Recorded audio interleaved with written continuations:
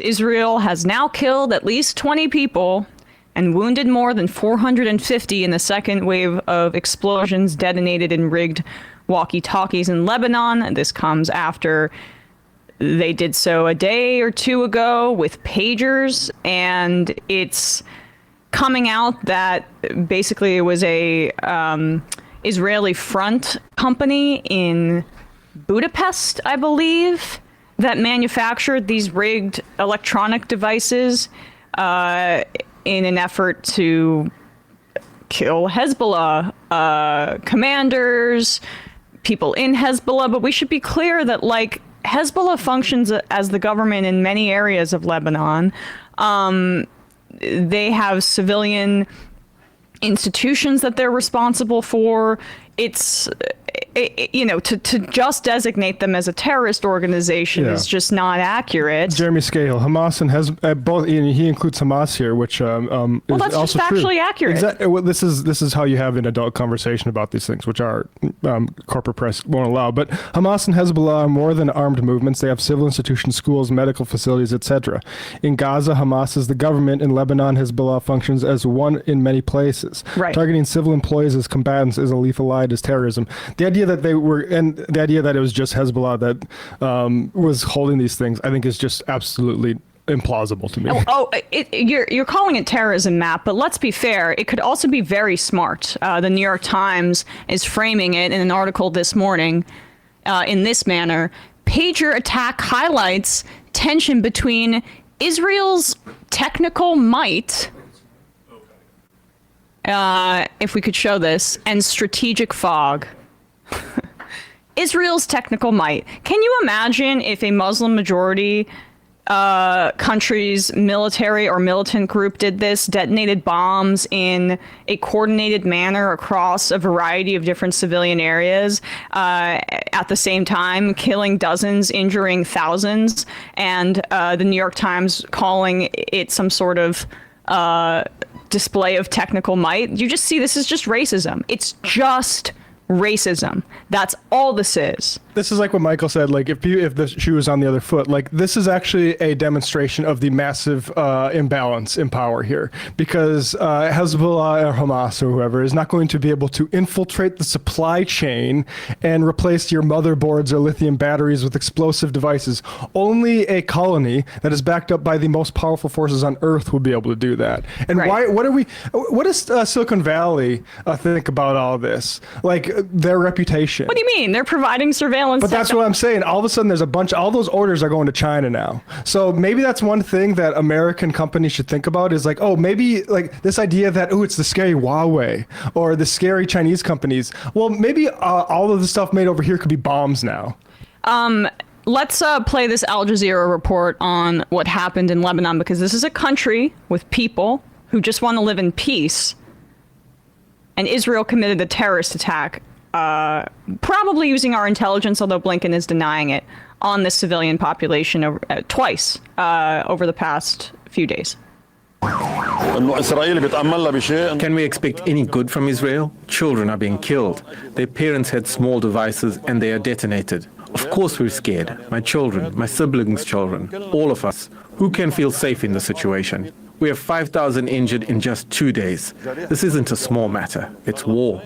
I'm scared of my mobile phone. I carry it, but I'm afraid of it. This has become an international issue now. Israel and the US are behind these incidents, and we're the victims caught in the middle. Ali Hashim reports from Tyre in southern Lebanon and how the latest attacks unfolded. Grief turned to fear in a matter of seconds. Crowds had gathered for the funeral of a child and members of Hezbollah, when hundreds of mourners were surprised by an explosion. Hundreds of communication devices. I just want to clarify who that funeral was for. I believe that's the same funeral, because I know that there was reporting that the bombs were going off in the midst of this funeral procession. If I'm wrong on this, I apologize. But this was a girl that was killed by one, again, look how sophisticated this is. Oh my gosh. Israel, what a display The precision we're hearing. Precision. Oh. Smartness. 10-year-old Fatima Abdullah. Fatima was in the kitchen on Tuesday when a pager on the table began to beep. Her aunt said she picked up the device to bring it to her father and was holding it when it exploded, mangling her face and leaving the room covered in blood. She said Fatima was trying to take courses in English. Miss Musawi said she loved English. Let's keep going.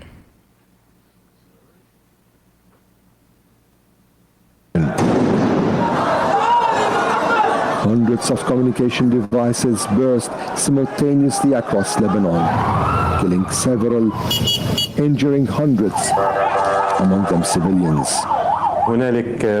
Yes, there are indeed many injuries, and today's incidents involved larger and bigger devices causing more damage. Therefore, the data might indicate an increase. We've observed a significant number of injuries. However, those who sustained serious injuries were severely affected, which raises our concern about a potential rise in the number of deaths. It's the second wave of coordinated attacks on communication devices in the country in 2 days. I did not expect what happened today. Things are repeating all over again. We had some devices here that we believed were 100% safe, but out of caution, we removed them from the store because we got worried. Our enemy is a traitor. May God give us peace. That's all we can say.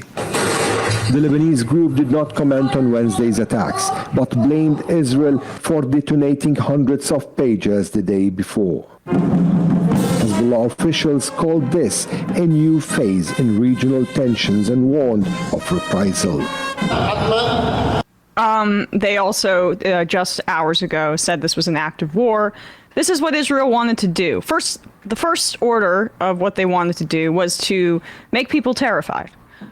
Psychological warfare, to make everybody in Lebanon afraid of their phones, of their electronic devices, of their pagers, of other things in their home. A Knesset member said recently, over the past few weeks, they want to make a Beirut suburb look like Gaza. So these are explicit threats towards the people of Lebanon because Hezbollah has been explicit in their intention. They have been levying attacks in the north because of the genocide Israel is committing in Gaza. They say they will stop if Israel does not attempt to expand northward, which they're trying to do as we speak, and if the genocide in Gaza stops. They've been explicit. Same with the Houthis and their blockade in Yemen, and we have to have this whole conversation about how bad the character of the Houthis are. Why do they hate us? These are resistance organizations. These are resistance groups. These are heroes in the community because of what we're seeing. Can you imagine? Look at what we did after 9/11 when we were attacked in this city. I mean, it's not equivalent, but that's because there's a massive gulf and hypocrisy here in terms of the standards applied to poorer countries that we want to exploit, and what U.S. empire gets to do. And of course, we're going to be having a conversation in just a moment with Brendan James and Noah Coleman of the Blowback podcast about what the United States did and wrought in Cambodia. But this is this is an attempt to goad Hezbollah into a larger response because they have been unable to do so. In Tehran, the Israeli government, in a similar manner, by the way, I think they had a bomb hidden, killed one of the people that they were negotiating with in Hamas, Hania. One of the most pro-diplomacy representatives.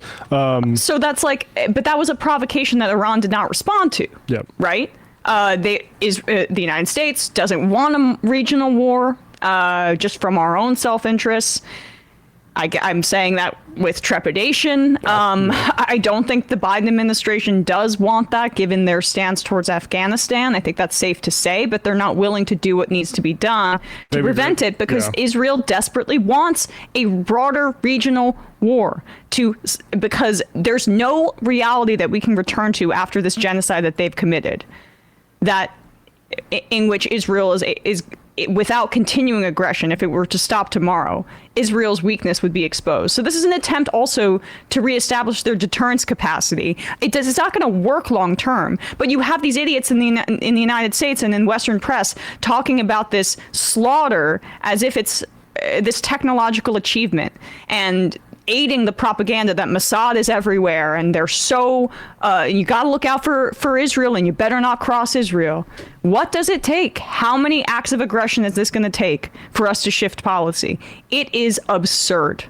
Yeah. Amended Protocol 2 of the Convention on Conventional Weapons. It is prohibited to use booby traps or other devices in the form of apparently harmless portable objects which are specifically designed and constructed to contain explosive material. Without prejudice to the provisions of Article 3, it is prohibited to use weapons, blah, blah, blah. You know, this is against the law. It's another thing that we're just ignoring. Yep. Praying that that diplomacy wins in this situation. That's all we can really say at this moment, and that this seems like there's nothing that's shifting Biden's policy as he leaves the White House, but obviously his legacy on foreign policy for all the good stuff he did in terms of, yes, the Afghanistan withdrawal was a good thing that we did, but his foreign policy will be known for wreaking havoc and blood throughout a region that the United States was actually trying to get out of. But Netanyahu dog-walked him all over the place. Hey, folks, don't forget to hit the subscribe button and check out our daily show. We do it every day at 12 p.m. Eastern for about 2.5 hours. We even take phone calls. You should check that out.